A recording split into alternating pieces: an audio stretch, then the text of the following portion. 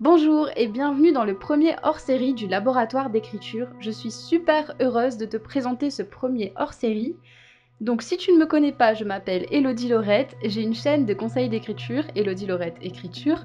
Tu peux aussi me retrouver sur Instagram, sur mon blog Résonance et aussi sur le podcast Laboratoire d'écriture où je partage l'avancée de mon roman Le Chronophage jusqu'à sa publication. Aujourd'hui, pas question de partager avec toi l'avancée de mon roman. J'ai le plaisir de recevoir plusieurs invités pour parler avec toi d'un sujet qui me tient à cœur et je pense qu'il va aussi t'intéresser, le blog. On est nombreux et nombreuses à vouloir partager notre passion sur Internet et quoi de mieux pour le faire que de tenir un blog d'auteur. Pour ce premier hors-série du laboratoire d'écriture, j'ai le plaisir de recevoir Mariek de Mécanisme d'Histoire, Astrid de la Street La Plume, Martin de Narration et Caféine, Tiffaine de Suis l'élan, Anaël Verdier du blog éponyme et Julien du Fixiologue. Tout au long de cet épisode, ils partageront avec toi leur cheminement dans le monde du blogging, même si Julien n'aime pas ce mot, et merci à eux pour leur confiance. J'espère que tu prendras autant de plaisir que moi à découvrir leurs témoignages. Tu y trouveras plein de conseils pour te lancer, mais aussi des réflexions de fond sur la pratique. Tu verras qu'il y a autant de visions du blog que d'auteurs. Peut-être qu'ils te donneront même envie de te lancer et d'ouvrir ton blog. En tout cas, je ne peux que te le souhaiter. Je leur laisse à présent la parole pour qu'ils se présentent leur blog, leur travail, et qu'ils nous parlent tout simplement de leur vision du blogging. Bonne écoute!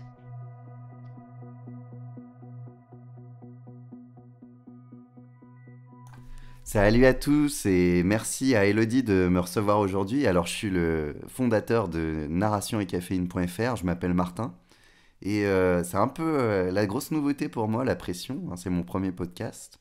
Euh, Si je devais résumer mon blog en deux choses, je dirais que c'est un blog qui s'intéresse à la structure des histoires et à la structure du style. Donc vraiment, moi, ce qui m'intéresse, c'est d'aller au fond des choses, de découvrir comment fonctionnent les récits et comment, en fait, on améliore concrètement son écriture. Alors mon blog s'appelle L'Astre et la Plume. C'est un blog sur l'écriture où je parle de mes expériences de romancière, donc un peu tout ce que je vis dans l'écriture et la publication de mes romans. Je parle aussi de mes sources d'inspiration et de mes lectures aussi parfois. Alors le blog il s'appelle le Fixiologue. En fait c'est mon blog d'auteur, c'est le blog où j'expose mes différents projets d'écriture, où j'en suis dans les étapes d'écriture de mes romans, ce genre de choses, mais en réalité ça ne représente qu'une toute petite partie de mon activité. Ça s'est transformé assez vite en un blog consacré aux techniques d'écriture, en tout genre. Il y a également des articles thématiques consacrés à différents aspects de la littérature, des thèmes, la guerre, l'amour, l'enfance par exemple, qui permettent aussi à celles et ceux qui me lisent de laisser des commentaires dans un esprit assez constructif d'échange qui a fait la popularité du blog. Donc mon blog s'appelle Suis l'élan, c'est un blog qui parle avant toute chose d'écriture et puis de développement personnel, mais des sujets qui sont toujours là pour venir aider l'écrivain à affronter ses peurs, ses angoisses, à se dépasser et à réussir à aller au bout de ses projets en fait. Donc globalement, ça reste quand même beaucoup autour de l'écriture. Et puis il y a quelques petits articles plus lifestyle qui datent des débuts du blog et que j'ai toujours pas enlevé. Mais c'est vrai que ces derniers mois, c'est vraiment concentré à 100% sur l'écriture. Alors moi, c'est Anaël Verdier, je suis romancier, nouvelliste, ancien scénariste, blogueur, consultant en écriture et coach d'auteur. Ouais, un peu tout ça. J'ai un blog pour accompagner, j'ai deux blogs. J'ai un blog pour accompagner mon activité d'auteur, donc un blog sur lequel je parle plutôt de moi, des sujets qui m'intéressent, des livres que j'écris, de mes processus d'écriture, de quelques réflexions aussi philosophiques qui sous-tendent ma pratique d'auteur, mes recherches aussi de fiction. Il n'a pas vraiment de ligne directrice, à part peut-être la recherche de soi. Si je devais le pitcher, je dirais que c'est un blog sur l'art de se chercher, de s'expérimenter et de se dire. C'est un espace qui est important pour moi parce que c'est un espace d'extériorisation de ce qui se passe à l'intérieur et donc le fait de parler, enfin d'écrire sur mes réflexions et d'écrire en public me permet de les formaliser mieux que si je le fais tout seul. Donc le blog me sert pas mal à ça déjà.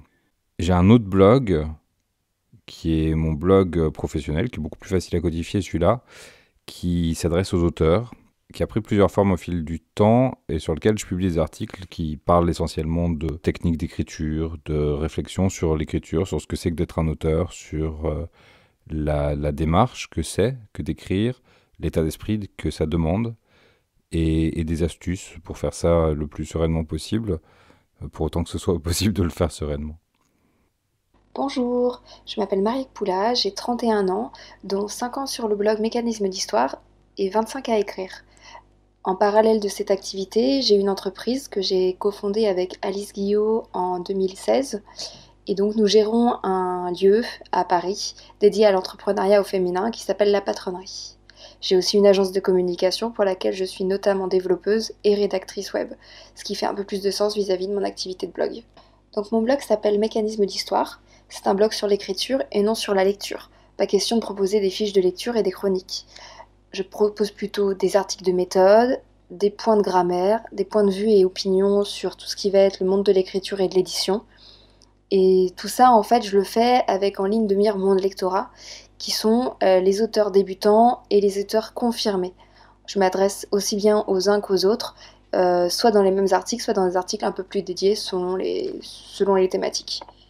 Depuis quand mon blog existe-t-il ? Alors j'ai créé mon blog en octobre 2017, donc ça fait déjà un peu plus de 2 ans.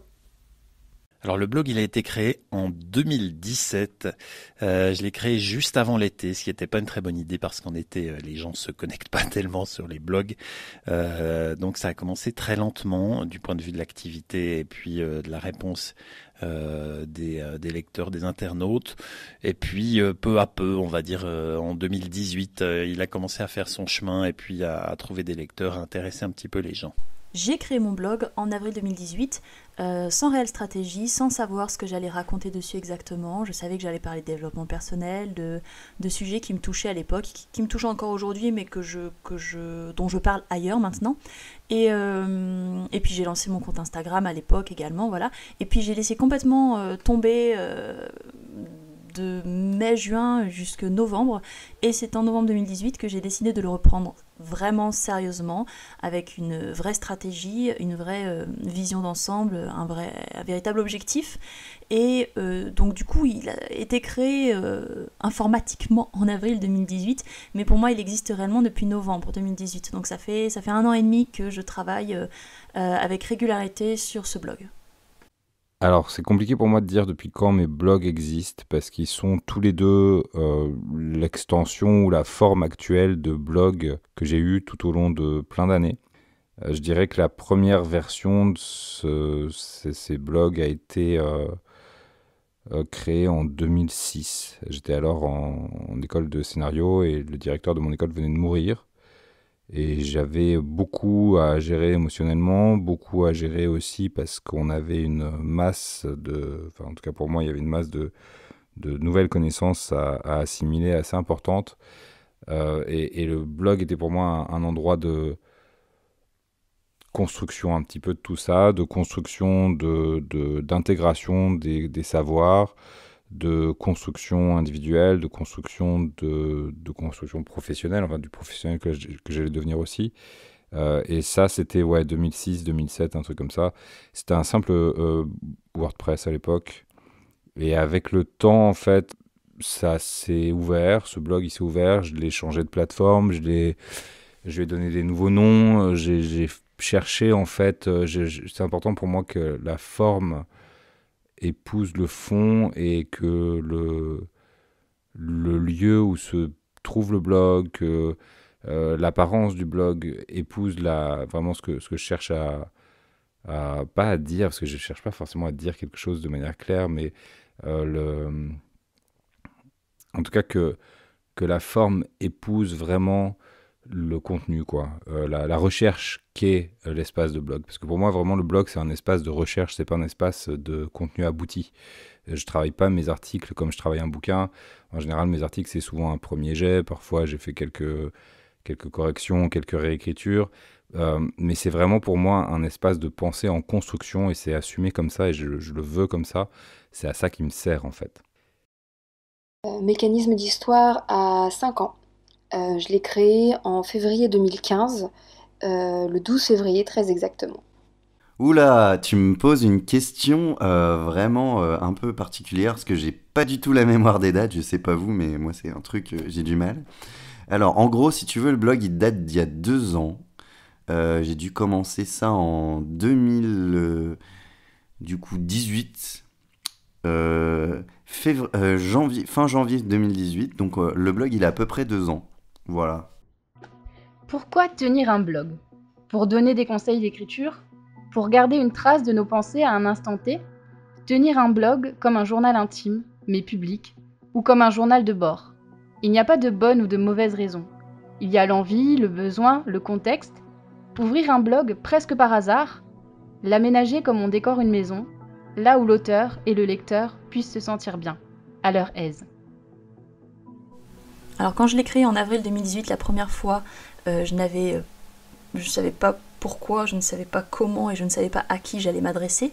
En revanche, quand je l'ai repris en novembre 2018, l'objectif était clair et il devait me servir de plateforme, entre guillemets, pour ma micro-entreprise, d'accompagnement et d'aide aux aspirants auteurs qui ont du mal à se lancer ou qui ne savent pas comment le faire. Donc le blog a bien pris cette thématique également, écriture et développement personnel, mais adressé aux aspirants auteurs qui ne savent pas comment s'y prendre et qui ne savent pas comment faire. Pourquoi j'ai choisi un blog et pas un autre support? Parce que je pense que c'est bien d'avoir un chez-soi. En fait, les réseaux sociaux, ils changent les règles du jeu quand ils veulent, et puis ils peuvent disparaître du jour au lendemain et on perd tout, alors que le blog, quand bien même l'hébergement du blog fermerait, on a quand même toute notre base de données et tous nos articles, etc. Donc voilà, je pense que c'est bien d'avoir un chez-soi. Et puis, c'est plus souple, puisqu'on peut l'adapter à nos besoins. Moi, j'ai un WordPress, et je connaissais déjà très bien WordPress. Donc je savais que je pourrais en faire exactement ce que je voulais. Bon, j'ai un petit peu tâtonné, ça m'a pris quelques mois, mais là, actuellement, j'en suis arrivée à un résultat que j'aime bien, que je continue de peaufiner régulièrement. Voilà, j'aime beaucoup le format blog, j'en ai régulièrement depuis mes 17 ans. J'ai eu un Skyblog. J'en ai fait un quand j'ai fait mon voyage au Japon. Enfin, c'est un moyen que j'aime beaucoup. Et quand les réseaux sociaux disparaîtront et se succéderont les uns après les autres, les blogs seront toujours là, en fait. Donc, je pense que c'est quelque chose de... C'est un support vraiment très très intéressant, le blog.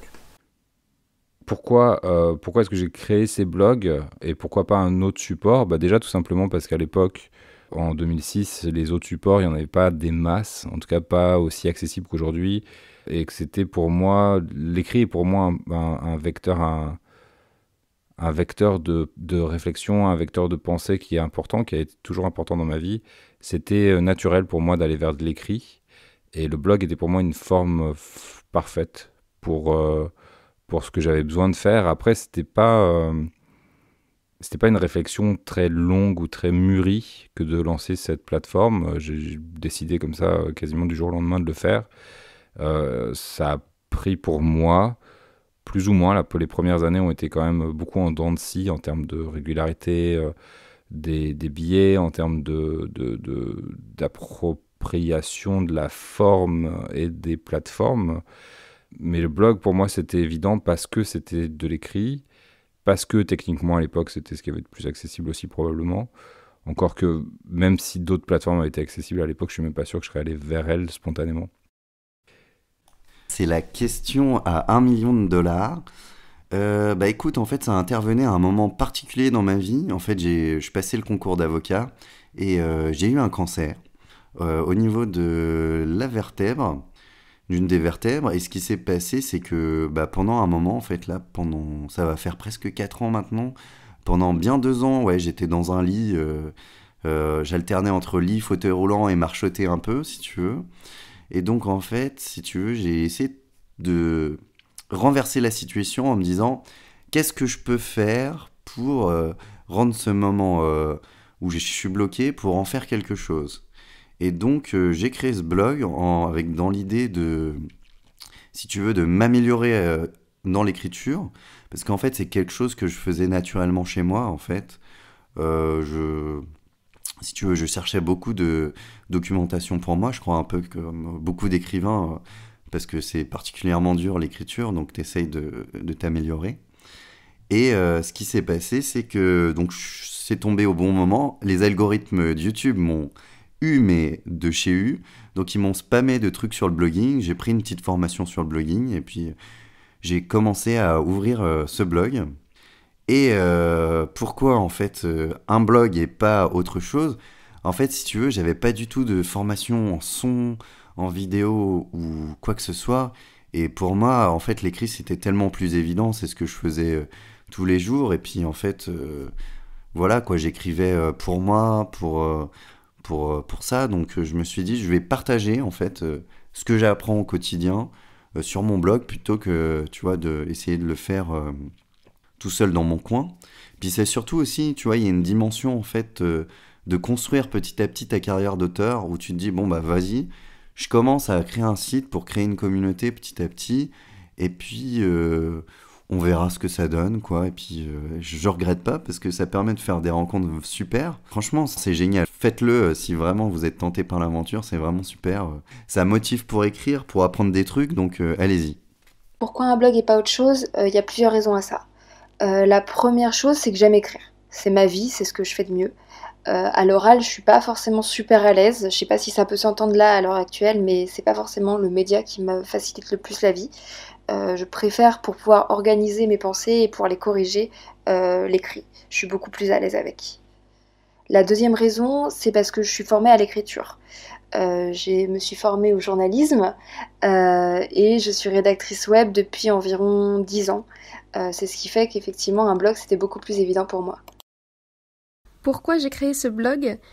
C'est parce que en fait j'avais commencé à m'intéresser de plus près à l'écriture au moment où je corrigeais mon roman Le Page de l'Aurore.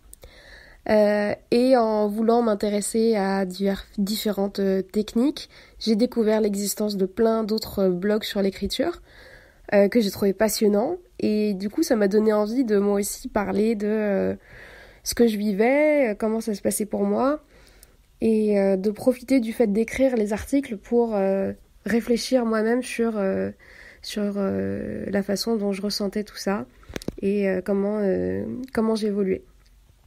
L'autre objectif que j'avais aussi en tête, c'était que comme moi je ne suis pas du tout connue et que j'allais passer par une maison d'édition débutante aussi, j'avais déjà l'intention de commencer à me construire une petite communauté en ligne, de me faire connaître de certaines personnes qui pourraient être intéressées par mon roman, afin de pouvoir dépasser le petit cercle de mes amis et de ma famille et de trouver des lecteurs au-delà.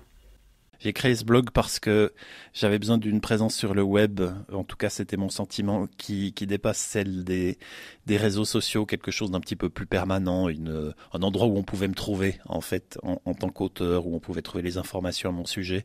Et puis pour que ça soit intéressant, j'avais envie de créer du contenu pour donner envie aux gens de revenir. Et puis ça me permettait aussi de mettre en place un peu mes idées au sujet de l'écriture. Et je me suis dit pourquoi pas marier les deux, à la fois conseil d'écriture pour les autres et pour moi, et puis cet endroit où on pouvait me trouver. Et je me suis dit que le blog c'était le format le plus simple à mettre en place pour arriver à trouver une solution pour toutes ces choses à la fois. Écrire pour être lu, capter l'attention dans le flot de sollicitations, ancrer le lecteur dans cet espace d'internet pour un article ou deux. Combien de personnes s'attardent chez toi, sur ton blog ? Après 5 ans de blogging, donc je suis à environ 1000 visites quotidiennes. Donc on est à peu près à 30 000 visites par mois. Ces visites, elles me viennent de Google essentiellement, et aussi un petit peu des réseaux sociaux et de la newsletter, puisque j'ai à peu près 1000 personnes qui me suivent sur Instagram, 2000 personnes qui me suivent sur Facebook, et j'ai plus de 6000 personnes inscrites à ma newsletter. Donc c'est vrai qu'à chaque fois que je vais publier des choses, ça va me permettre de ramener un petit peu de nouveaux lecteurs ou des lecteurs qui sont déjà venus et qui reviennent. Ces 1000 visites quotidiennes, elles me permettent aussi d'avoir des petites rentrées financières, donc ça représente pas énormément d'argent, mais c'est quelque chose qui est toujours intéressant pour payer les frais qui sont liés au blog, comme l'hébergement, comme des achats, par exemple le micro qui me sert aujourd'hui à enregistrer cette interview. Alors, grosso modo, moi, je suis à presque, ouais, environ 200 à 300 visites par jour. Et pour la semaine, je sais pas trop, je t'avoue. Par contre, pour le mois, là, je tourne aux alentours de 8000 à 10 000 visites par mois. Bon, c'est plutôt un peu en dessous de 10 000, mais ça te donne à peu près une idée. Euh, je ne sais pas si vous avez remarqué, les auditeurs, mais il y a à peu près en fait 2000 visites d'écart. En fait, c'est très fluctuant le blogging au niveau des visites. Donc, si jamais vous avez un blog et que vous voyez que ça baisse à un moment donné, vous inquiétez pas. Ce qui compte, c'est juste que votre chiffre en fait de visites se maintienne ou augmente au fil du temps. Et ça devrait aller. Donc, vous inquiétez pas, tout va bien. Continuez de faire des trucs. Si ça baisse à un moment donné, c'est pas grave. De toute façon, ça fluctue. Alors, le trafic que je génère, il a augmenté très très progressivement depuis la création du blog. Là, depuis quelques mois, il est devenu plus stable. Donc j'ai environ 50 à 80 visiteurs par jour, ce qui me fait une centaine de vues. Par semaine, du coup, je vais être autour de 400 visiteurs et de 600-700 vues. Et par mois, je suis autour de 1500 visiteurs et de 3000 vues. Bon, alors moi je suis pas un fou des statistiques, hein. Je sais pas exactement les chiffres, quels sont-ils. Je préfère pas trop regarder. En fait, c'est pas le but. Mais disons, j'ai jeté un coup d'œil puisque la question était posée. En une journée, j'ai entre 150 les mauvais jours, 150 connexions et jusqu'à environ 450, 500 connexion individuelle. C'est plus que quand ça a commencé. Voilà, la courbe est ascendante. Maintenant, c'est pas non plus nécessairement, je suis pas TF1, hein, c'est pas nécessairement l'audience ou les connexions qui me motivent. Actuellement, j'ai en moyenne 3000 visiteurs uniques par mois.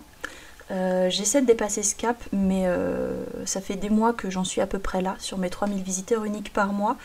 Bon, j'ai pas non plus j'ai un petit peu ralenti ces derniers temps parce que je me suis consacrée à mes projets d'écriture, parce que mon but c'est aussi de continuer à être autrice, donc de publier des livres. Donc j'ai un petit peu relâché mes efforts sur le blog. Donc je tourne à 3000 visiteurs uniques par mois en moyenne depuis cet été, l'été dernier. Par contre, le nombre de pages vues augmente. Le mois dernier, en février, j'ai eu plus de 7000 pages vues. Donc c'est en hausse tous les mois, c'est-à-dire qu'il y a toujours autant de personnes qui viennent, mais elles restent plus longtemps ou elles consultent plusieurs pages. Donc c'est quelque chose qui est plutôt positif. Voilà, le trafic évolue chaque jour. Après, il y a plusieurs choses à regarder quand on consulte les statistiques de son blog. Le nombre de visiteurs n'est pas forcément révélateur. Le nombre de pages est intéressant. Il faut regarder le taux de rebond aussi. C'est-à-dire est-ce que les gens arrivent et repartent aussitôt ou est-ce qu'ils restent un petit peu. Il faut regarder le temps passé sur le blog. Enfin, il y a pas mal de données à regarder. Le nombre de personnes qui viennent en soi, si elles viennent mais qu'elles restent 5 secondes, c'est pas un blog qui fonctionne. Il vaut mieux moins de visites et puis des gens qui restent beaucoup plus longtemps, ça veut dire qu'ils lisent pour de vrai. Donc un petit conseil au passage, c'est d'apprendre à lire les statistiques de blog, pour pas se concentrer sur le nombre de vues parce que c'est pas particulièrement révélateur. Voilà, moi je sais que je suis contente parce que mon nombre de pages augmente, mais je suis contente parce qu'au passage le temps de lecture augmente, donc c'est bel et bien des gens qui restent et qui lisent. J'ai pas vraiment de réflexion, j'ai pas vraiment de réponse sur la question du trafic parce que c'est pas une donnée qui m'intéresse. On dit, ou plutôt je vis avec l'idée que ce que tu mesures grandit et celle selon laquelle ce que tu mesures est un reflet de ce qui est important pour toi. Le nombre de visiteurs de mon blog n'est pas quelque chose d'important pour moi.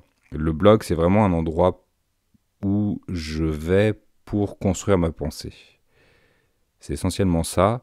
Je le fais parce que je le fais sur le blog et pas dans un carnet parce que j'ai besoin qu'il y ait un regard public, même si ce regard public, il est fantasmé.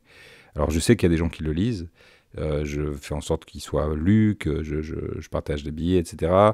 Mais j'ai besoin de ce regard parce que le fait de savoir que quand j'aurai fini l'article et que je cliquerai sur envoyer ou publier, peu importe, il y aura un public. ça change l'attention que je donne à ce que j'écris, ça change la forme de l'attention que je donne, pas la qualité, hein, mais la forme de l'attention que je donne à ce que j'écris. Et pour l'exercice qui est pour moi le travail du blog, c'est important qu'il y ait ce public. Mais c'est pas important pour moi qu'il y ait beaucoup de public. C'est important pour moi, ce que je vais plus mesurer, c'est le nombre de mes lecteurs de livres ou des gens qui viennent suivre mes cours d'écriture. Ça, c'est plus important pour moi, par exemple. Le blog, quand on y goûte, difficile de décrocher. On peut être infidèle, s'éloigner, mais on revient toujours à la maison. Pourquoi on aime tant ça ? Ce que j'aime dans le blogging, j'aime pas le mot blogging, hein, déjà, c'est assez affreux, c'est assez épouvantable. Non, ce que j'aime dans le blogging, c'est que c'est une façon simple de diffuser des idées par écrit en ce qui me concerne. Comme mon champ d'action, c'est l'écriture, ça m'a permis déjà de mettre de l'ordre dans ma tête au sujet des techniques d'écriture, de bénéficier des lumières d'autres internautes spécialisés dans la question. Il y a beaucoup d'échanges sur ce genre de questions. Et puis ça me donne aussi un endroit où je peux écrire, produire de l'écriture, ce qui est toujours une bonne idée quand on est écrivain, auteur. Produire de l'écriture simplement, de manière courte, sur les thèmes les plus divers, ce qui est toujours un très bon exercice. Alors personnellement, ce que j'aime beaucoup, c'est le rapport au lecteur. Je trouve ça hyper intéressant parce que on se charge vraiment, il y a vraiment une relation où on essaye d'aider. Et à la fois, on a des super retours. C'est l'avantage en fait du blogging littéraire où on a plutôt une communauté bienveillante et très intéressée par le sujet. Ce qui est intéressant aussi, c'est de découvrir de nouvelles choses. Parce qu'en fait, le blogging, ça demande d'être constamment en recherche de nouvelles informations, de développer en fait ses capacités. Donc c'est hyper intéressant pour le côté formateur. Et enfin, ce qui est super, c'est vraiment le côté rencontre. En fait, avoir un blog, ça vous permet mais vraiment de vous créer un réseau littéraire et même pas que, parce que moi, du coup, ça m'a amené à connaître plein de gens, notamment dans le blogging. Par exemple, il y a pas mal de gens avec qui j'ai travaillé. Je pense à Astrid Sterrin ou Léa du Bazar de l'Imaginaire ou encore le Monde Fantasy que j'ai connu complètement grâce au blogging. Pareil, nous deux, on se connaissait pas du tout d'avant, ça s'est fait pareil grâce au monde du blogging. Donc c'est quand même très intéressant. Pour ce qui est de ce que ça m'a apporté le blogging, concrètement, financièrement, je monétise rien pour le moment, donc ça me rapporte 0. Par contre, professionnellement, c'est hyper intéressant parce que ça m'a permis d'avoir des chroniques dans l'œil, donc qui est un magazine d'art national très pointu sur l'art, donc j'en suis très content. Pareil, je reçois de plus en plus de demandes de partenariat avec le blog, donc c'est super. Donc oui, pour le moment, là, il faut que je développe un peu plus le côté, on va dire, professionnel du blog, mais c'est pas la priorité. Par contre, voilà, c'est vraiment intéressant si vous, là, demain, vous êtes auteur, vous avez envie de développer votre communauté, un blog, c'est super. Pareil, si vous voulez créer un revenu qui vous permette de vivre de la littérature, il y a de plus en plus de gens qui font des formations littéraires, en fait, qui vendent de la formation littéraire. Généralement, les cours sont payés à peu près 100 €. Généralement, c'est des modules vidéo ou audio. Et c'est pas mal, c'est un bon moyen de gagner sa vie. Donc à terme, d'ailleurs, je pense que moi, le blog, il y aura ce genre de cours, ce qui permettra justement de continuer à donner gratuitement tout plein de contenus super intéressants. Donc voilà, c'est très intéressant. Moi, je vous conseille vraiment le blogging si vous voulez devenir professionnel. C'est super. Soit ça, soit YouTube ou les podcasts. C'est super. Moi, je vous conseille de faire ça. Et voilà, c'est le meilleur conseil que je puisse vous donner. Ce que j'aime dans le blogging, c'est la liberté de parler de ce qu'on veut. Voilà, on décide de notre calendrier éditorial et on en parle comme on veut et comme on en a envie. Et puis c'est chez nous, comme je le disais, donc on peut choisir le design, on peut peaufiner, c'est chez nous, quoi, en fait. Et puis de manière générale, j'aime créer du contenu et j'aime écrire. Donc le blog est quand même le format le plus évident, puisque du coup il s'agit de créer du contenu en l'écrivant et en le partageant. La vidéo est beaucoup plus dure, se lancer en vidéo c'est beaucoup plus difficile parce qu'en plus il faut se filmer, il faut faire du montage, etc. Bon, tenir un blog ça demande aussi des compétences, ça s'invente pas non plus, c'est pas non plus quelque chose d'inné, hein. Mais il s'agit de partager du contenu en écrivant. Donc le blog c'est vraiment imposé pour moi et c'est vraiment quelque chose que j'aime. De plus j'aime l'idée d'aider les autres grâce à ce blog. J'ai de temps en temps, de plus en plus souvent, des emails de gens qui répondent à un article ou à une newsletter, parce que je donne des conseils dans ma newsletter aussi. Puis je récolte les adresses via les articles de blog.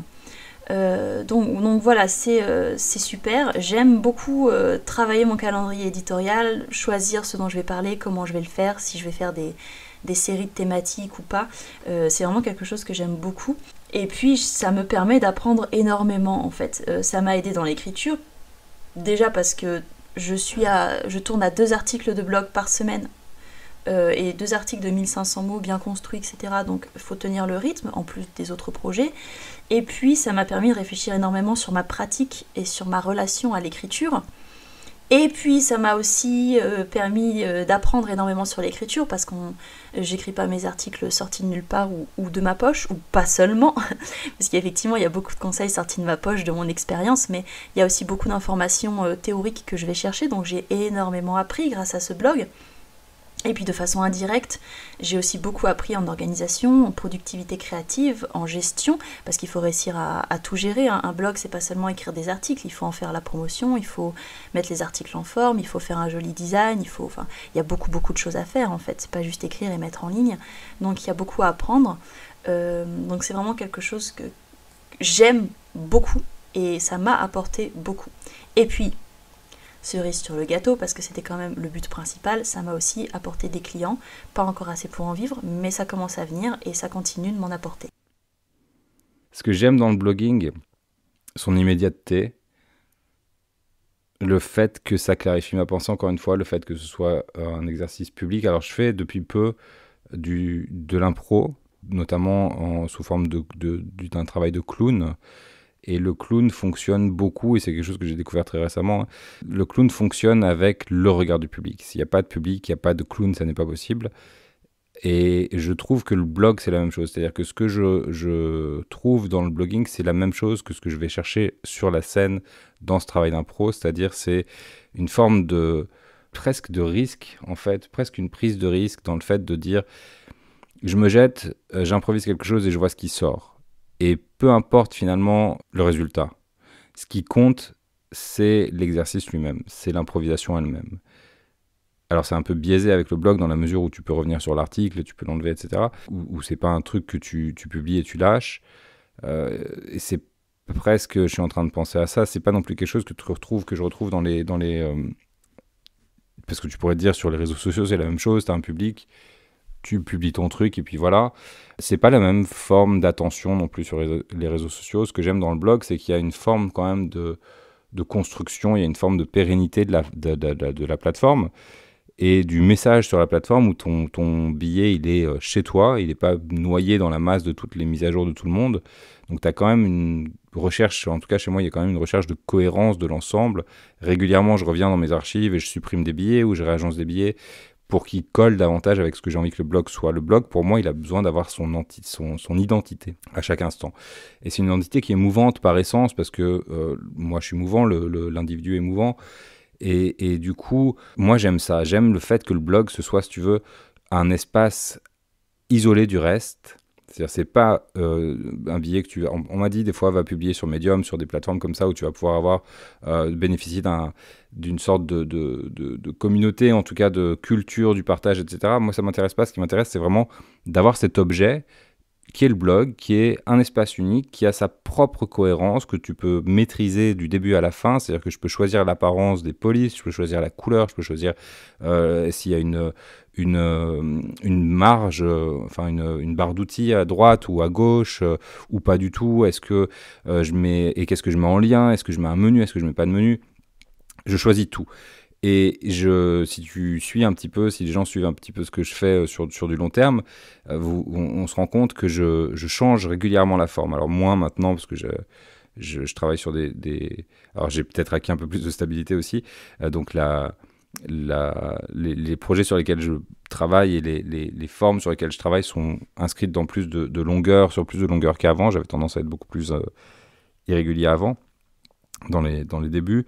Mais en tout cas, régulièrement, la forme change. C'est-à-dire, je vais changer pas seulement de thème, pas pour des questions de mode, mais parce que l'état d'esprit dans lequel je suis, la recherche dans laquelle je m'inscris, ont évolué en même temps que moi j'ai évolué, et que j'ai besoin que cet espace, je m'y retrouve et je m'y reconnaisse.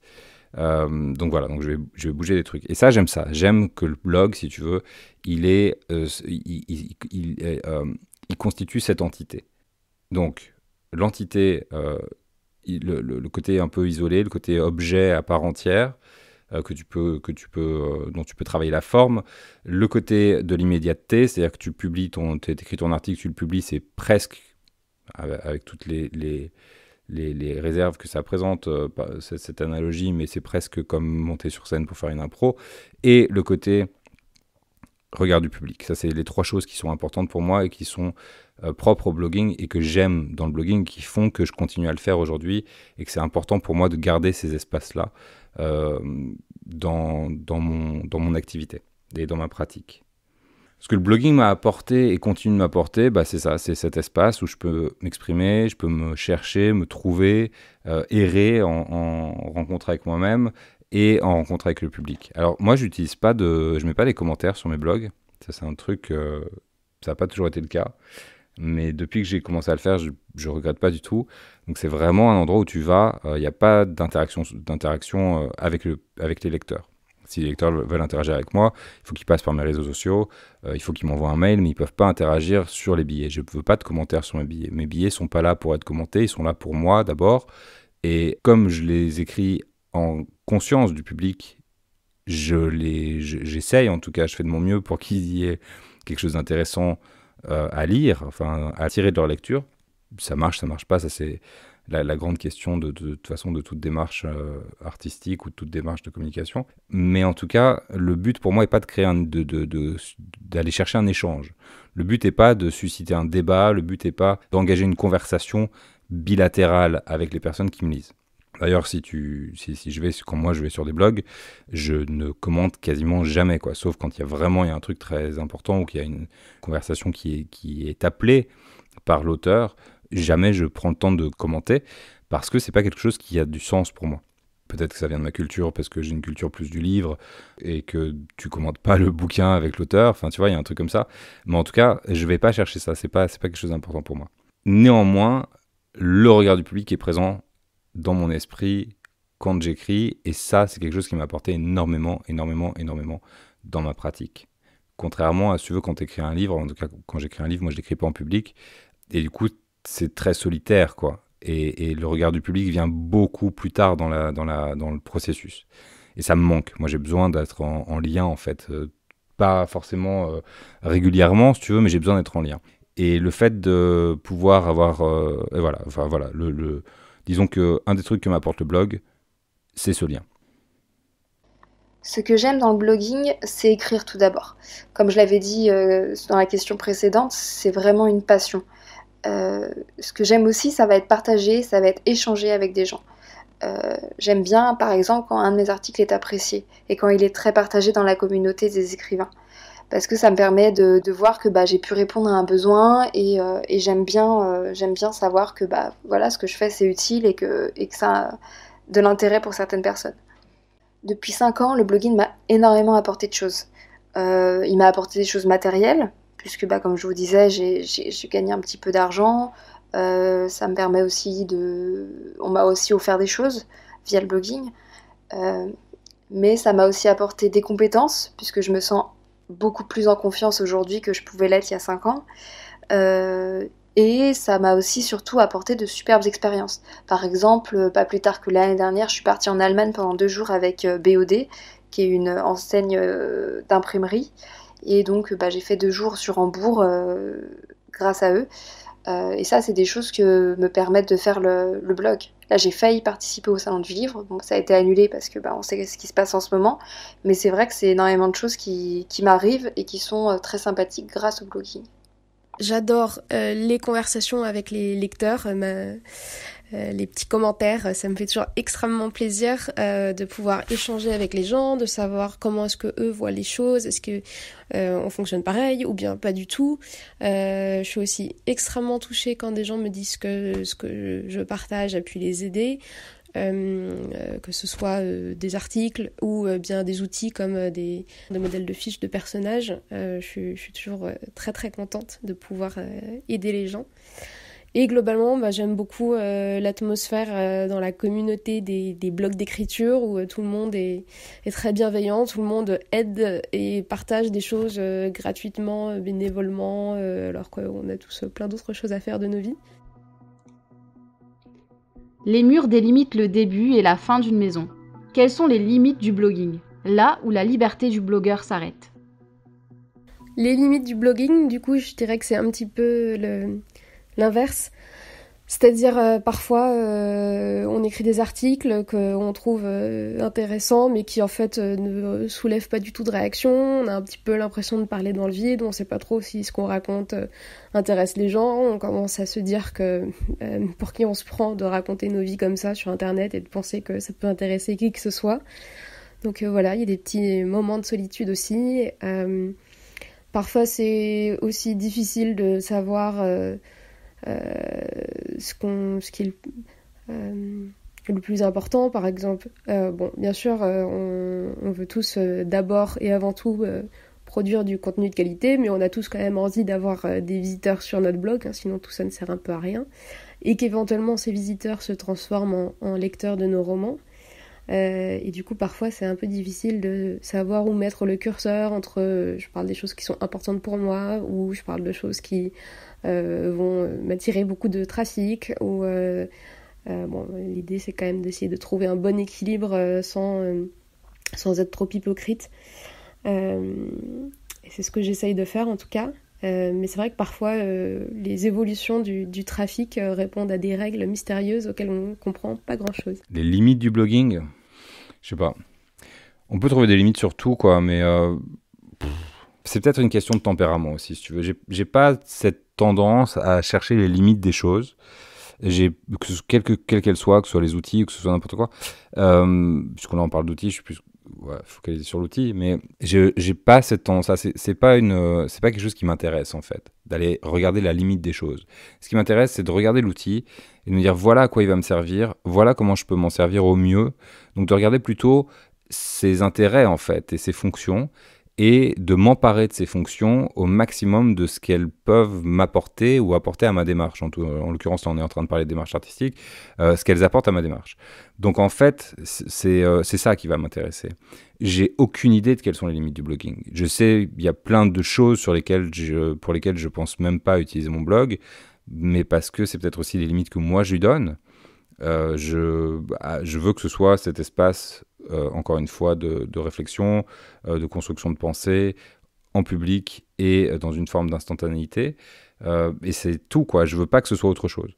Donc c'est peut-être, plutôt que de me demander quelles sont les limites du blogging, c'est peut-être plutôt quelles sont les limites que moi je lui donne, qui seraient plus pertinents par rapport à ma démarche à moi. En tout cas, je réfléchis à comment tourner la question, parce que ça me passe même pas par la tête en fait de réfléchir aux limites de l'outil, parce que je viens d'un courant de pensée aussi dans lequel tu recherches la limite. La limite, elle est là pour créer le cadre en fait, et elle est presque postulée.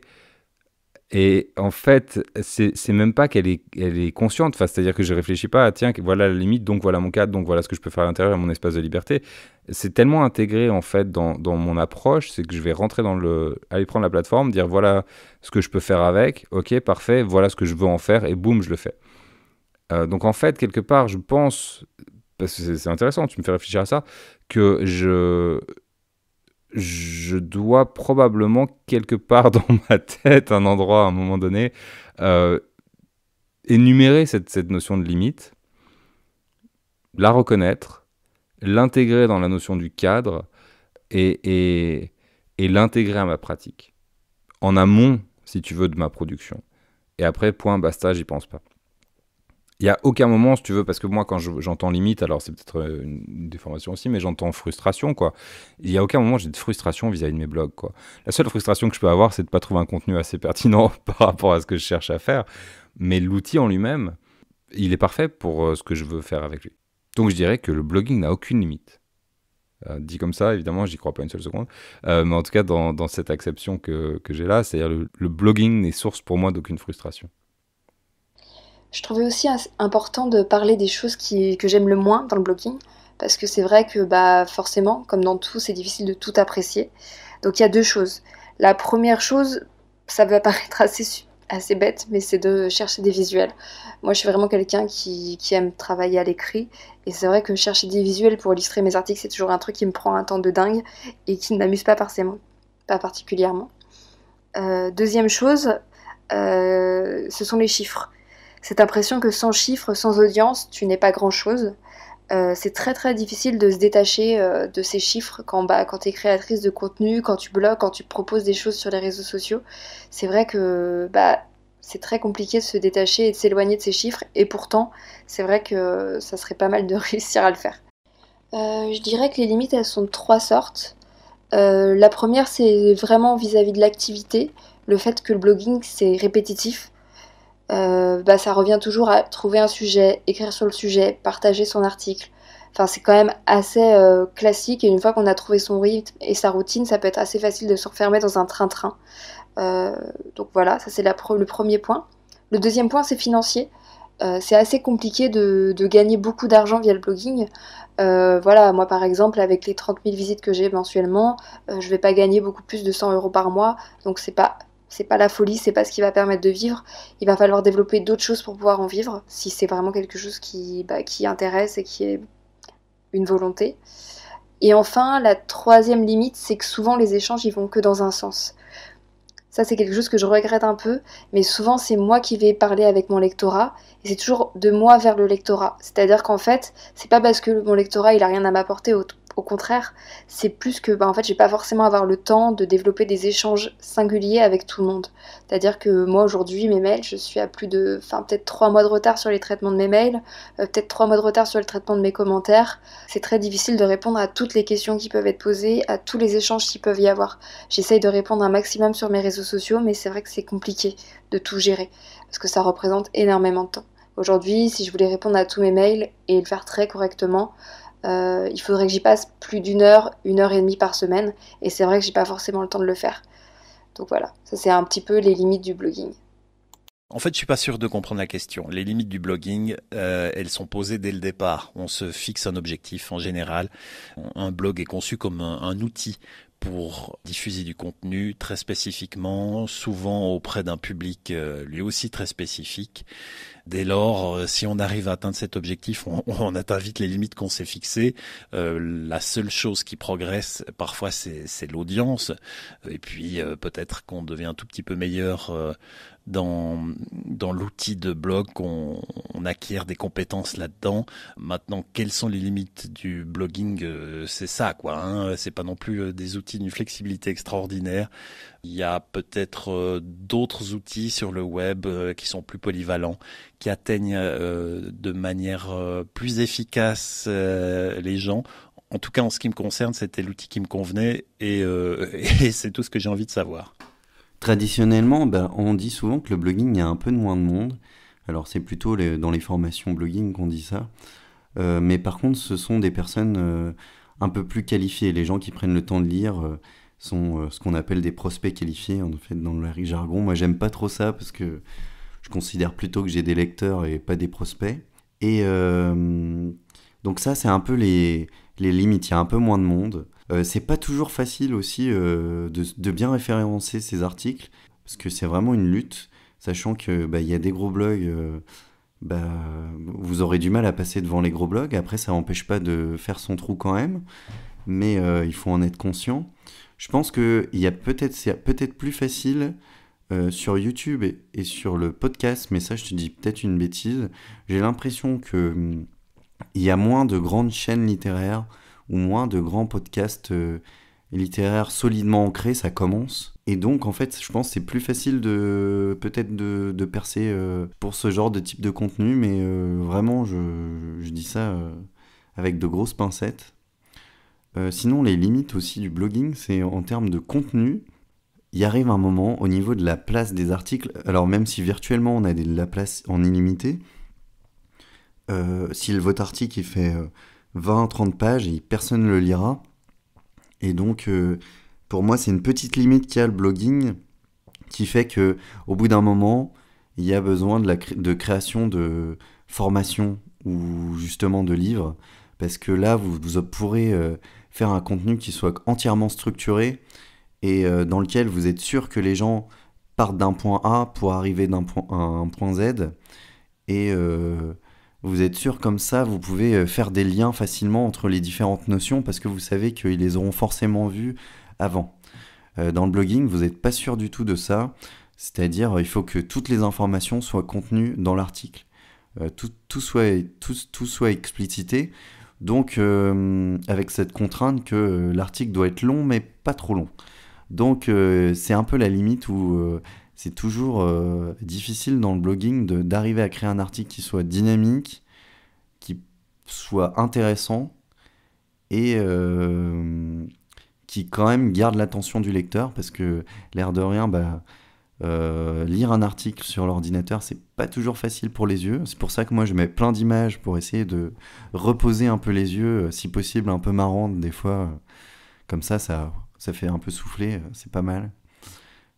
Pour moi, ça, c'est les grandes limites du blogging. Voilà. Et l'autre limite, c'est que de plus en plus, il y a de plus en plus de contenu qui est consommé sur YouTube. Donc, les formats vidéo et podcast prennent de plus en plus le pas sur l'écrit. Donc, je pense que, voilà.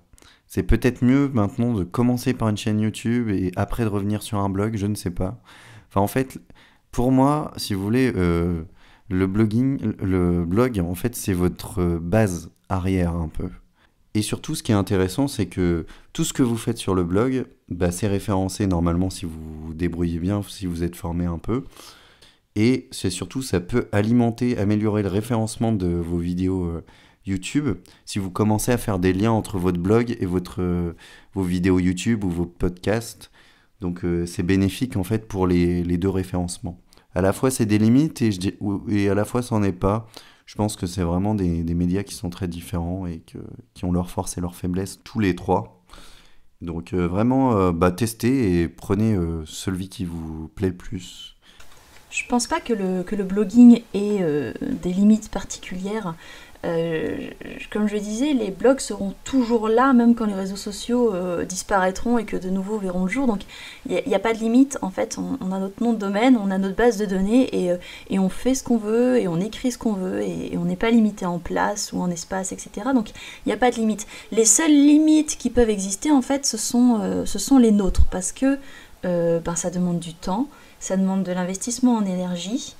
Selon ce qu'on veut en faire, ça peut demander de l'investissement financier aussi, un minimum, et pour que ça se lance, pour qu'il tourne, pour qu'il soit vu et lu, et tout dépend de ce qu'on veut faire et obtenir avec son blog, mais même si on a envie juste d'aider, forcément on a envie qu'il soit lu, donc forcément on veut toucher le plus de personnes possible, et ça se fait pas en 10 articles écrits en un an. En fait, si on veut toucher du monde avec un blog, il faut vraiment s'investir, il faut être régulier, il vaut mieux 2 articles par mois à intervalle de 15 jours plutôt que 3 articles un mois et puis rien pendant 6 mois. Enfin voilà, il faut de la régularité, il faut de l'investissement.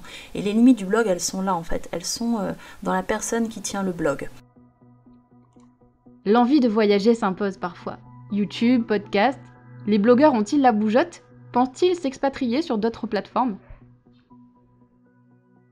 Non, je ne pense pas me diversifier.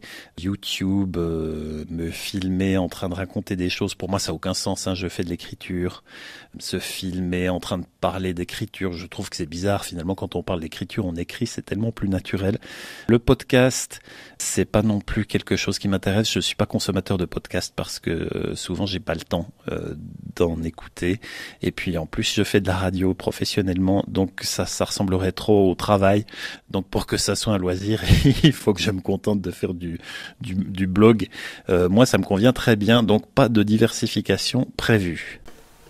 Alors j'ai déjà commencé à me diversifier en me lançant dans la vidéo sur Instagram. J'ai ouvert une chaîne Instagram TV avec notamment mes causeries créatives où je parle en 5 à 8 minutes de sujets divers et variés, pas mal autour du développement personnel finalement et du rapport à l'écriture et pas tant autour des techniques d'écriture. Je reprendrai peut-être ma chaîne YouTube un jour, mais avec un bon concept et une ligne directrice, pas juste pour dire que j'ai une chaîne YouTube. En fait, il y a déjà beaucoup de chaînes de qualité, et si j'ai rien à apporter en plus, pour moi, c'est pas la peine d'en faire une énième en fait. Ça noie un peu le poisson, donc c'est pas utile. J'aimerais bien créer un podcast aussi, mais ça, ce sera pas avec Suis l'élan, ce sera en tant qu'autrice, et ce sera pour exploiter mes univers et mes histoires d'une façon un peu différente qu'à l'écrit. Donc je sais pas encore comment, j'ai quelques vagues idées, mais ça tourne dans ma tête, et puis un jour j'aurai la bonne idée qui fera tilt et qui fera que je me lancerai, je pense. De manière générale, j'aime bien toucher à tout et j'aime créer du contenu et le partager. Alors forcément, je suis tentée par la vidéo, c'est un format que j'adore, je suis tentée par le podcast, c'est purement par envie et par goût, hein, parce que stratégiquement, mon blog pourrait se suffire à lui seul, hein, surtout que j'ai une bonne mailing list aussi, donc blog plus mailing list, c'est largement suffisant pour, même pas forcément du point de vue de mon entreprise, bien sûr, mais du point de vue même de partage gratuit d'informations et de conseils et d'astuces, etc. Le blog se suffit en lui-même vraiment, mais par goût et par envie, j'ai commencé la vidéo et je pense me diversifier. J'aime beaucoup exploiter le multiformat, notamment pour les histoires, donc il y a de très fortes chances que j'utilise dans l'année l'audio, mais pour mes univers et pour raconter des histoires d'une façon un peu différente. Est-ce que je pense me diversifier ? Je suis déjà diversifié, j'ai déjà une chaîne YouTube sur laquelle je publie des conseils d'écriture. J'ai publié des conseils d'écriture, ça fait un moment que j'y suis pas allé, je pense qu'il doit y avoir... ça doit faire 1 an que la dernière vidéo a été mise en ligne. Alors à l'heure où j'enregistre ces réponses, on est en pleine crise de coronavirus, il y a de grandes chances que pour m'occuper pendant le confinement, je me mette à faire de nouvelles vidéos. Puis de toute façon, c'est un truc auquel je pensais, mais disons que cette crise peut peut-être servir d'accélérateur à ça. Donc j'ai déjà une chaîne YouTube. J'ai déjà un podcast dont je parle pas, mais j'ai monté un podcast de développement personnel avec un pote à un moment où dans le cadre de mon activité de coach, j'ai des conversations de coaching avec un autre coach, et on en a fait un podcast qui s'appelle Horizon, qui est assez intéressant, un peu bordélique, mais assez intéressant. Et pourquoi cette diversification ? Pour la raison que j'évoquais tout à l'heure, c'est-à-dire que pour moi, chaque outil a sa propre fonction. C'est important pour moi, en tout cas dans ma démarche, de bien cerner à quoi sert chaque outil et à bien comprendre comment il s'intègre dans la globalité de ce que je veux faire. Alors, la chaîne YouTube, elle est là parce que elle me sert finalement elle sort de porte d'entrée aux gens qui peuvent apprendre à savoir que j'ai une activité de consultant, accompagnant, coach d'auteur. C'est là où je montre en fait ce que je fais. Les gens peuvent m'entendre, les gens peuvent me voir, ça donne une idée de mon style, ça donne une idée de mes idées, de ma pensée aussi autour de l'écriture. Et c'est pour moi un moyen de me faire connaître, qui est plus confortable, je pense plus pérenne et plus intéressant aussi que le serait ou que le sont les réseaux sociaux, puisque je suis un peu actif quand même sur Facebook. Et le podcast, pourquoi ? Là, c'était vraiment par goût de l'expérimentation, par opportunité, parce que j'ai un pote qui voulait ou je sais plus qui a proposé à l'autre, on avait discuté, on avait envie de faire des trucs ensemble, et pourquoi pas un podcast ? Ça a commencé, je pense, par des petites discussions entre nous, un peu informelles, et petit à petit, ça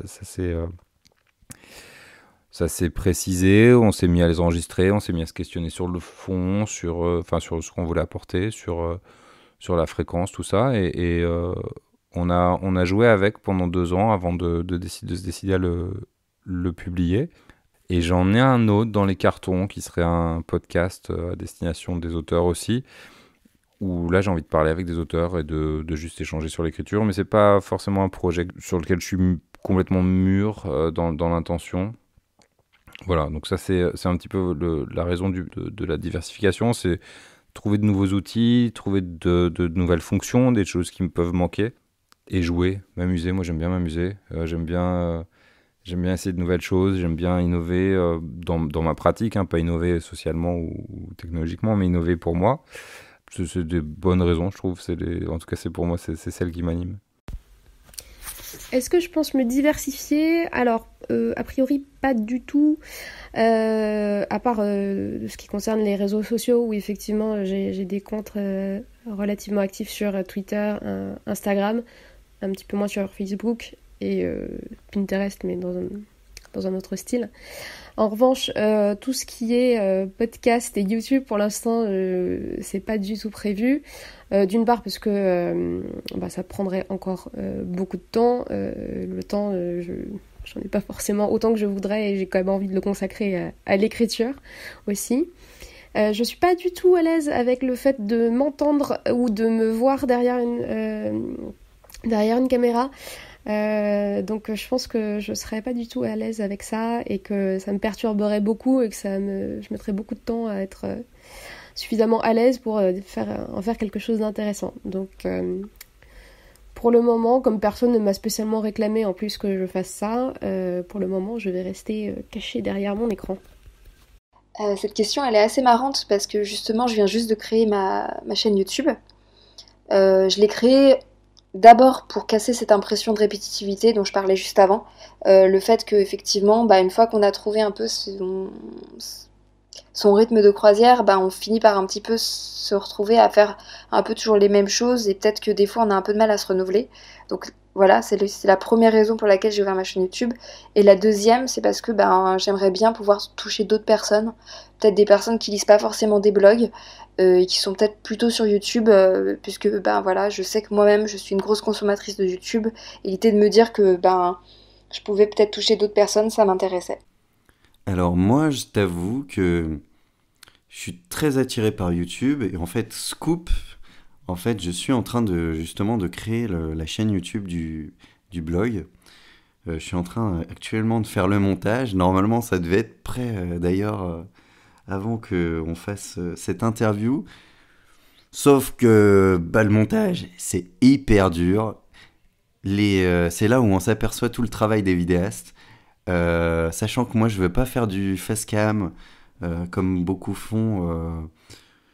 Voilà, moi j'aime bien ce côté un peu narrateur, en fait, de narration à caféine, donc je voulais garder ça. Donc je veux faire une espèce de voix off un peu à la HAL 236 ou à la Alfie que j'aime beaucoup. Et voilà, mais du coup ça demande un temps dingue en montage et en tout, et pour se former, rien que le son, on n'y pense pas, mais parler dans un micro, en fait il y a tout un tas de techniques qui sont hyper importantes à connaître. Et là, ça doit être ma deuxième prise de son, tout mon premier podcast, mais ma deuxième prise de son, parce que j'avais fait une première prise de son pour justement la vidéo que je suis en train de tourner. Et là, je me suis encore amélioré, donc je me dis, est-ce que je me refais mon montage ou pas, parce que pour améliorer le son, enfin bon, voilà. Voilà, donc ouais, je vais créer une chaîne YouTube du coup sur la narration, donc avec plusieurs formats. Et ouais, non, j'espère que ça vous plaira. Je sais pas encore ce que ça va donner. En tout cas, je bosse dur pour que ça soit super bien, donc on verra bien. Et puis voilà.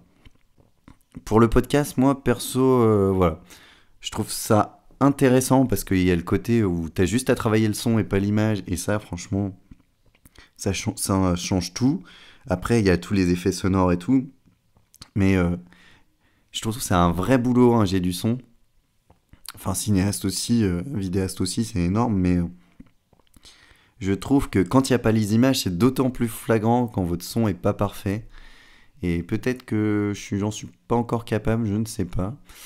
Bon, Non, mais en vrai, je pourrais le faire, mais je pense que, même si c'était pas parfait, mais voilà, je suis plus attiré par le format image et c'est vraiment quelque chose qui me plaît en parallèle avec le blog.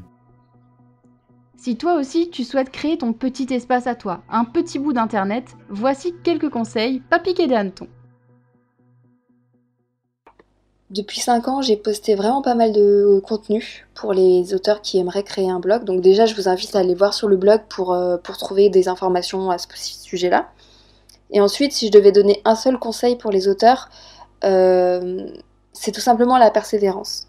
Parce qu'au début, de toute façon, quoi que vous fassiez, vos chiffres ils seront pas bons et vos retours ils seront pas au rendez-vous. Mais si vous aimez vraiment ce que vous faites et que vous vous intéressez sincèrement aux gens pour qui vous écrivez, ça va le faire, honnêtement. Du coup, moi, c'est vraiment ce que je peux vous conseiller.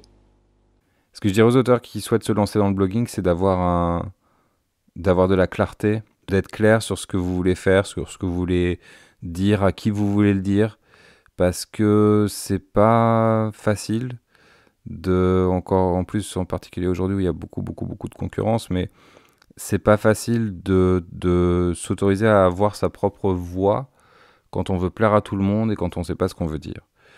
Et pour moi, ça a été important d'avoir un ton clair dès le départ, même si ce ton il a changé au fil des années, et c'est important que ça puisse changer aussi. Et ça a été important pour moi d'avoir un public qui soit bien défini.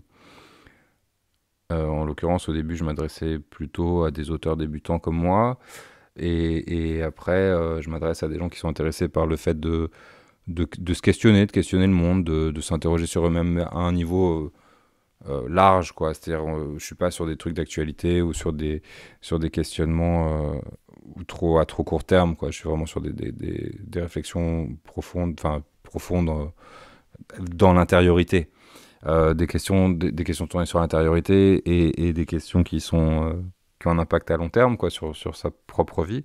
Donc ça, c'est les deux choses que j'aurais à dire, c'est d'être clair sur ce que vous voulez dire, d'être clair sur à qui vous voulez le dire, pourquoi éventuellement vous voulez le dire aussi. Et je crois que c'est important de faire quelque chose qui vous plaît. C'est-à-dire que moi, je suis assez fier de chacun de mes billets. C'est-à-dire que quand je les relis, je suis content de ce que j'ai fait parce que ça me dit quelque chose, ça me parle. Alors des fois, je suis pas plus en accord avec moi et je suis content parce que je me dis tiens, j'ai évolué là-dessus. Et c'est intéressant parce que c'est aussi le but pour moi de bloguer, c'est de pouvoir faire évoluer mes idées, faire avancer mes idées. Mais je trouve quand même une résonance. Je cherche à me retrouver moi quand je me relis. Et je pense que ça, c'est vraiment super important. C'est-à-dire, si vous relisez votre blog, vous avez l'impression d'avoir fait un truc artificiel juste parce qu'il fallait faire un truc. Si vous relisez votre blog et que ça n'a pas de sens, en fait, pour vous d'avoir fait ça, ça ne vous ressemble pas. Vous l'avez fait parce que vous pensiez que ça allait plaire, parce que vous alliez avoir des clics, parce que vous alliez attirer du public, j'en sais rien. Pour moi, ça n'a aucun sens. Je crois que la vie est faite pour aller se trouver soi, pas pour aller trouver les autres. Dit comme ça ne marche pas du tout, mais en tout cas, c'est pas une chasse à la notoriété, c'est vraiment une quête de soi pour pouvoir mieux aller rencontrer les autres derrière, mais à un niveau intime, dans la vulnérabilité. Et du coup, c'est important de vous autoriser sur cet espace qui est le vôtre à être vous. Voilà, c'est ce que j'aurais à dire. Si je devais ne donner qu'un seul conseil, c'est de ne pas négliger sa raison, son pourquoi, même si c'est en amateur. Avoir une ligne directrice, savoir ce qui donnera de la personnalité à son blog, de quoi on va en parler, comment on va en parler et à qui on va s'adresser. Pour moi, c'est le meilleur moyen de garder le cap et de rester investi. Si on a une envie un peu vague et que du coup on parle des 2-3 choses qui nous ont envie, il y a de fortes chances qu'on lâche l'affaire. C'est ce que j'ai expérimenté quand j'ai lancé mon blog la première fois.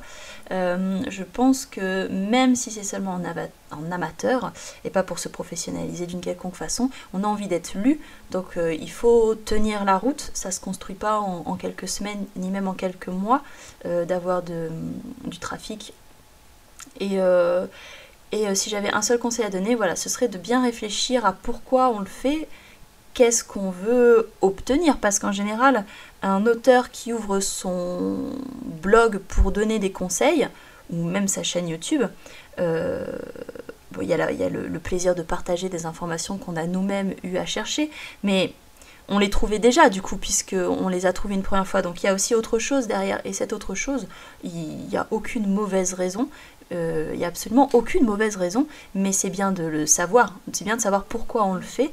Et voilà, sa raison, son pourquoi, c'est quand même vraiment la chose à identifier prioritairement, parce que c'est ce qui va nous garder motivés sur la durée, en fait. Et c'est aussi ce qui va nous permettre d'établir un calendrier éditorial et de s'organiser. Le deuxième conseil, c'est que l'organisation est la clé. Il est très facile, avec une bonne méthodologie, de créer un calendrier éditorial sur 6 mois et limite de programmer ces 6 mois en un mois, donc d'avoir 5 mois tranquillou derrière pour écrire. Donc je conseille vraiment, 1, de connaître sa raison, son pourquoi, et 2, de prendre une bonne organisation et de bons réflexes dès le début pour tenir sur la longueur, sur la durée. Mon petit conseil à celles et ceux qui souhaiteraient se lancer dans le blog, déjà faites-le, c'est sympa, c'est pas compliqué, mais en fait il n'y a qu'un seul conseil, c'est que si vous voulez faire ça sérieusement, je veux dire si vous voulez faire en sorte que ça marche, que les gens répondent, qu'ils soient satisfaits, faites-le régulièrement, hein, c'est-à-dire que vous pouvez pas avoir un blog qui reste endormi perpétuellement, ça va pas intéresser les gens. Ce qu'il faut, c'est produire du contenu régulièrement. Alors peu importe la régularité, est-ce que ça va être une fois par semaine, une fois par mois, 2 fois par semaine, à vous de voir. Mais les gens commencent à apprécier un blog quand ça devient un rendez-vous auquel ils peuvent s'attacher, qui peut s'insérer dans leurs habitudes. C'est ça qui va leur plaire. Voilà mon principal conseil. Et puis amusez-vous, quoi. Ce que je dirais aux auteurs qui envisagent de se lancer dans un blog d'écriture, avant tout, mon premier conseil, et je l'ai toujours dit, c'est de le faire, de surtout pas hésiter, parce que c'est toujours hyper sympa de découvrir des nouveaux blogs d'écriture. On a tous une approche personnelle qui mérite d'être partagée. C'est toujours hyper intéressant de voir comment fonctionnent les autres auteurs, et ça peut donner des idées aussi pour essayer différentes techniques, différentes organisations, ou découvrir des nouveaux conseils pour mieux écrire, tout simplement. Et aussi, pour se lancer efficacement, si le mot a du sens dans ce contexte, ne pas hésiter à se renseigner un peu en amont sur ce qui peut faire, ce qui va permettre de bien structurer le blog et de le rendre rapidement visible. Donc comment avoir une ligne choisir une ligne éditoriale, une charte graphique, se poser un peu les questions du référencement relativement tôt, puisque comme c'est un travail de long terme, autant commencer à faire les choses bien dès le départ. Voilà, c'est cette sorte de choses. Eh bien, honnêtement, moi je vous dis de vous lancer, parce que c'est vraiment super. Ça vous rapporte que du bon. Prenez le temps tranquillement. Déjà, vous inquiétez pas trop. Au début, vous allez avoir très peu de visites, donc vous avez le temps un peu de vous planter et tout. Moi, mon premier conseil, c'est vraiment, si vous avez un peu d'argent, prenez une petite formation blogging. Voilà, ça peut monter très cher, hein. Ça peut monter entre 100 à 200, voire 400 euros.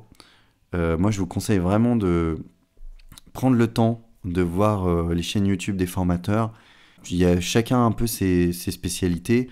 Vraiment, prenez le temps. Vous vous précipitez pas parce qu'il y a des offres moins je sais pas combien. Souvent, elles sont récurrentes. Donc déjà, inscrivez-vous aux newsletters et attendez un petit peu. Parce que souvent, vous aurez des réductions qui vont arriver. Ça vous évitera de payer les formations plein pot. Après, tous les blogueurs ne font pas ce genre de technique commerciale, mais voilà, c'est quand même une pratique assez répandue en blogging. Deuxième conseil que je pourrais vous donner, travaillez beaucoup sur les mots-clés, le référencement de vos mots-clés. C'est super important. Moi, c'est comme ça que je suis passé de 0 visite à 23 000 visites la première année. Et après, je suis passé de 23 000 à 100 000 en deuxième année. Donc vraiment, c'est super important. C'est surtout qu'une fois que vous êtes référencé, en fait, c'est du trafic que vous avez plus à générer. Donc en fait, c'est du trafic qui va venir tout le temps sur votre chaîne YouTube. Vous n'avez plus rien à faire, ou sur votre blog ou machin. Et ce qui fait que moi, par exemple, on donne souvent comme conseil de publier souvent, en fait.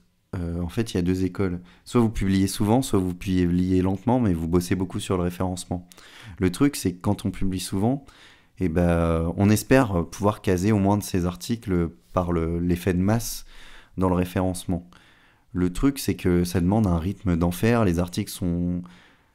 c'est difficile de tenir de la qualité sur des articles courts où souvent on peut faire de la qualité, mais ce qui va se passer, c'est on va faire des sujets un peu plus faciles ou ce genre de choses où on aura peut-être moins le temps de creuser certains sujets. Si vous êtes dans cette optique-là, vous allez devoir sans arrêt en faire et vous en sortirez pas au bout d'un moment. Moi, je trouve c'est pas l'école que j'ai choisie. Moi, je préfère en fait prendre mon temps, faire un bon article, essayer de le référencer au maximum, beaucoup travailler le référencement, ce qui fait qu'une fois qu'il est référencé, j'ai plus rien à faire en fait. Mon article, il va me rapporter des vues tous les mois sans que je fasse rien. Donc là, par exemple, ça doit faire 1 mois ou 2 que j'ai pas publié d'article. J'ai toujours 200, 300 vues, quoi. Voilà, ça serait mon conseil. Prenez votre temps. Voilà. Et à la fois, d'autres, enfin, je suis obligé de vous dire, je vais vous donner les 2 côtés. L'avantage de faire plein de petits trucs rapides et tout, ça vous permet aussi de vous former rapidement. Parce qu'au début, c'est des trucs souvent c'est des articles qui seront souvent un peu plus courts, donc plus faciles à faire pour vous, voilà. Et ça va vous permettre d'apprendre rapidement votre métier de blogueur, entre guillemets. Dans tous les cas, choisissez une des 2 options, vous faites un mix. Moi, c'est ce que je me suis mis à faire à un moment donné, au début de Narration et Caféine. Je faisais du format long, et vu que ça me prenait beaucoup de temps de recherche et tout, je faisais des petits formats courts, un peu faciles, entre les 2, qui étaient quand même sympas. Voilà, vous avez des petits formats qui peuvent être très cool et qui peuvent être intermédiaires. Moi, je trouve que c'est pas mal de faire ce truc où on fait les 2. Mais souvent, sachez-le, ces petits formats-là, vous avez plus de mal à les référencer. Voilà, donc ces 2 optiques. À la fois, moi je vous conseille finalement l'optique mixte. L'autre gros truc qui va vous aider, faites beaucoup de collaborations, c'est très important. Moi, je vous conseille de commencer avec des gens qui sont à peu près de votre niveau ou un peu plus, mais pas beaucoup plus. Comme ça, vous avez vraiment un intérêt pour les 2 à collaborer ensemble. Parce que si vous allez contacter direct un gros blogueur en lui disant « Hey, vas-y, je peux te faire un article et tout », le gars, il va te regarder, il va faire « Bon, ouais, ça m'intéresse pas trop. Est-ce que ça vaut le temps que je consacre? À la fois, ça me fait un article. » Alors, des fois, ça peut bien tomber, mais ça marche, ça, en fait, si votre travail, il est genre hyper qualitatif ou hyper complémentaire avec un blogueur. Et donc là, il peut se dire, ok, je vous prends. Mais vraiment, moi, je vous conseille de faire commencer un peu petit et monter petit à petit. Ça va faire monter le nombre de vos visiteurs et vraiment de façon importante. Moi, je sais que les premiers partenariats que j'ai fait comme ça, je sais pas, il y a des fois, j'ai doublé mon nombre de visiteurs, donc c'est super. Et ce qui est intéressant, c'est que souvent, pour la personne en face, pareil, il y a une augmentation, donc c'est gagnant-gagnant, c'est super. Et puis ce qui est cool, c'est qu'aussi, du coup, vous aurez des camarades un peu de guerre, entre guillemets, où vous aurez commencé à peu près en même temps, donc ça, c'est sympa. C'est pour ça que je vous avais dit de commencer petit, entre guillemets, parce qu'il n'y a pas de petit, mais juste en termes de nombre de visites.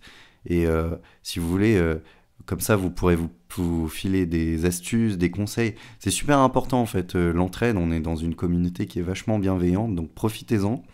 Et de toute façon, franchement, honnêtement, vous avez rien à perdre à faire une collaboration avec quelqu'un. Il va pas vous piquer votre nombre de visiteurs, si c'est ça qui vous inquiète. Ça n'arrive pas. Si vous faites bien votre travail et votre contenu, en fait, généralement, ce qui va se passer, c'est que le lecteur, il va aller piocher un peu des 2 quand il y a un sujet qui l'intéresse. Petit à petit, comme ça, vous ferez une petite tribu solidaire, entre guillemets. Voilà. Bon, c'est quand même pas jusque-là, mais ouais, il y a une vraie solidarité. Et en plus, vous avez un super compte Twitter pour ça, qui est assez solidaire. C'est le compte communauté d'auteurs. et qui sont super. C'est 2 personnes qui tiennent ça. Je crois que c'est 2 autrices, mais je dis peut-être une bêtise, je sais plus. Voilà, elles sont super. Enfin, vraiment super sympa de faire ça. Voilà, encore une fois, soyez polis, hein. Quand je dis soyez polis, non, ça veut pas dire que vous avez un message où vous voyez forcément, mais ouais, un petit message bah, sympa, salut, ou bonjour, si vous ne sentez pas de tutoyer, ou voilà, mais tout simplement salut, bonjour, et est-ce que vous pouvez, s'il vous plaît, machin. C'est super parce que des fois, en fait, nous, côté blogging, on reçoit des messages, mais un peu ahurissants de gens qui nous envoient juste des liens, ou genre en disant partager, ou voilà, et tu sais pas trop quoi faire avec le lien. Il n'y a pas de bonjour, il n'y a pas de au revoir. Des fois, c'est encore pire. Les liens, ils sont balancés dans les commentaires de vos articles. Donc, pour faire un peu de la pub sauvage. Donc, je sais qu'il y a des auteurs qui font ça en croyant que ça va les aider. Et franchement, faites pas ça parce qu'en fait, ça donne pas du tout envie, justement, de vous lire. Et ça donne pas une très belle image de vous, en fait. Pas seulement pour nous, mais aussi de la part des autres lecteurs. Il y a pas mal de blogueurs, en fait, pour faire leurs articles, ils reprennent un peu ce que tout le monde a fait et ils font à leur sauce un truc qui est différent, hein. Je parle pas du tout de plagiat ou quoi, non, c'est vraiment, ils prennent ça en source de recherche et ils refont un article vraiment dans la même veine. C'est un peu dommage. C'est pas ça peut donner des articles très chouettes, ça dépend de votre niveau, en fait. Mais ça, moi, je vous conseille de le faire à la limite pour le petit contenu dont je vous parlais, ou vraiment des fois pour des trucs où en fait il n'y a pas grand-chose à dire de plus que les autres, mais où vous pouvez trouver un petit traitement un peu sympa et tout. Faites ça pour ça, mais vraiment essayez de faire des articles où genre vraiment vous allez analyser des œuvres ou analyser des trucs pour proposer quelque chose de très singulier qui vous appartient. Enfin, dernier conseil, et peut-être le plus important, faites des stratégies. C'est important de savoir ce que vous voulez faire à court, moyen et long terme. Alors vous n'êtes pas obligé d'avoir une super stratégie définie pour le moyen long terme. Le moyen, c'est bien d'avoir quand même quelque chose d'assez défini, mais juste sachez où vous allez. C'est pas mal. Je vous conseille aussi de savoir est-ce que vous voulez faire de votre blog quelque chose de professionnel ou non, parce que là, vraiment, ça va conditionner un peu la façon dont vous allez planifier en fait les choses. Par exemple, si vous voulez une approche professionnelle, bah, il sera super bon de réfléchir comment générer des revenus avec votre blog. Par exemple, il y a ce qu'on appelle en fait une espèce de pyramide qui est assez intéressante, moi je trouve. Donc petit tips, voilà, souvent quand on crée du contenu payant, alors déjà vous avez deux choses, pardon. Vous avez deux choses, vous avez soit vous créez du contenu que vous vendez, soit vous comptez sur la publicité ou les dons, ce genre de choses. Tout ce qui est publicité, alors c'est hyper versatile, ça dépendra des annonceurs, donc ça c'est le bordel. Tout ce qui est dons, ça dépend plutôt de la personnalité de votre blog. Alors sachez juste que bah, c'est compliqué d'en vivre les dons avec juste le blogging. Ça marche peut-être un peu plus sur YouTube, mais il faut avoir une grosse communauté. Hein, moi je connais des blogueurs, des youtubeurs et des blogueurs qui font beaucoup de vues par rapport à la moyenne du blogging, et je peux vous dire que les dons, ça pèse pas énorme, hein. Voilà, il y en a un, je crois, il a 30 000 abonnés, quelque chose comme ça, et donc c'est quand même pas mal sur YouTube. Bon, bah au niveau des dons, voilà, c'est pas suffisant pour qu'il en vive. Alors c'est quand même sympa, hein, mais ouais, je crois qu'il gagnait de l'ordre de 300 € par mois, un truc comme ça. Donc ça suffit pas pour en vivre. À la fois, si derrière vous vendez des livres et que vous avez un fonds de roulement, bah, ça vous fait toujours 300 € en plus de revenus, donc c'est pas trop mal. Mais comptez pas trop sur la publicité et les dons. En fait, la publicité et les dons, ça marche vraiment si vous faites des gros chiffres de visites. Même à 500 visites par jour, ce qui est pas mal, vous gagnerez pas votre vie avec les dons. Enfin, à moins vraiment d'avoir une personnalité qui fait qu'on vous donne régulièrement des dons. Je sais pas, ça peut peut-être fonctionner, je ne sais pas. Mais voilà, soyez conscient de ça.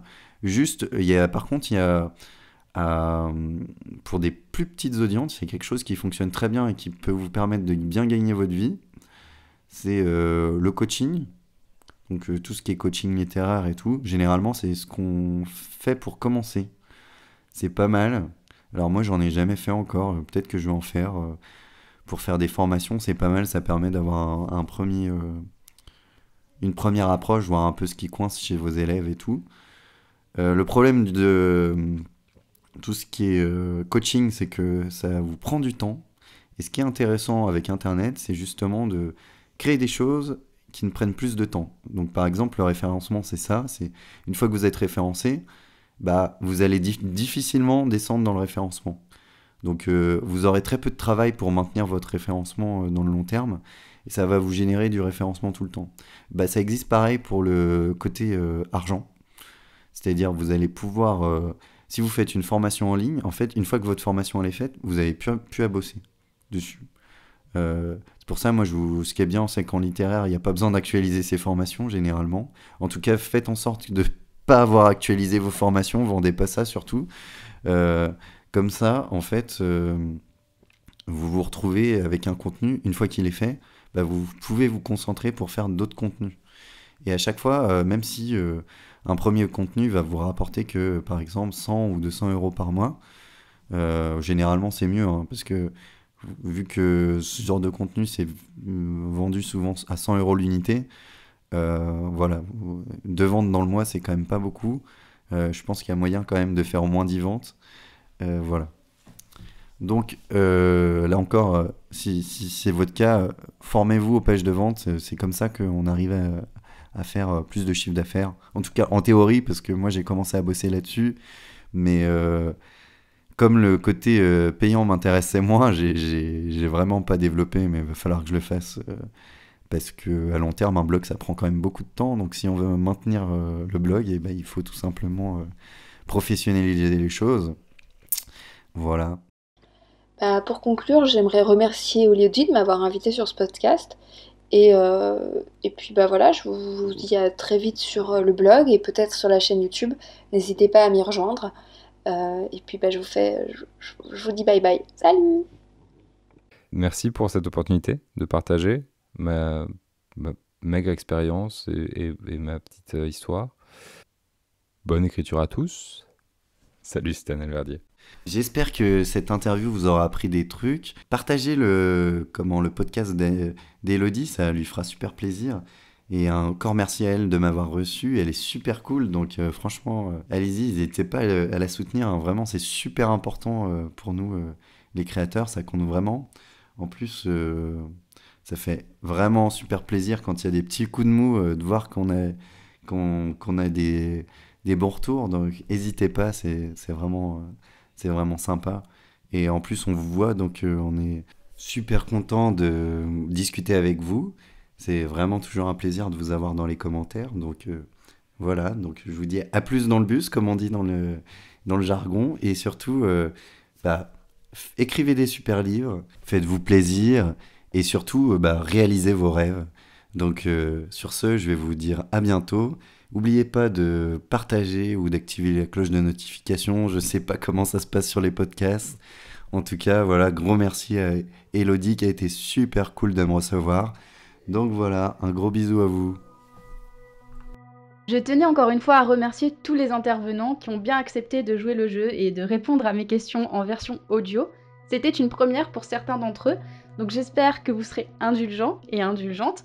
J'espère que cet épisode vous a plu, que ce premier hors-série vous a plu. Je vous mets en barre de description les différents liens vers leur blog, mais aussi vers leurs différents réseaux sociaux, afin que vous puissiez faire davantage connaissance. N'hésitez pas à aller voir leur blog, à aller voir leur travail si vous ne les connaissez pas déjà, à les suivre sur les réseaux sociaux. Je les remercie encore de leur sincérité, de leur honnêteté et de leur enthousiasme lorsque je leur ai proposé de participer au podcast. Si cet épisode vous a plu, n'hésitez pas à mettre un 5 étoiles sur les applications de podcast, à mettre un petit commentaire. Ça aide le podcast à se faire découvrir. N'hésitez pas non plus à le partager sur les différents réseaux sociaux et à relayer l'information. On se retrouve demain pour un nouvel épisode tout à fait ordinaire où je serai seule cette fois-ci pour te parler de mes doutes, de mon avancée dans l'écriture et dans la réécriture de mon roman. Donc à demain. En attendant, prends soin de toi et écris bien.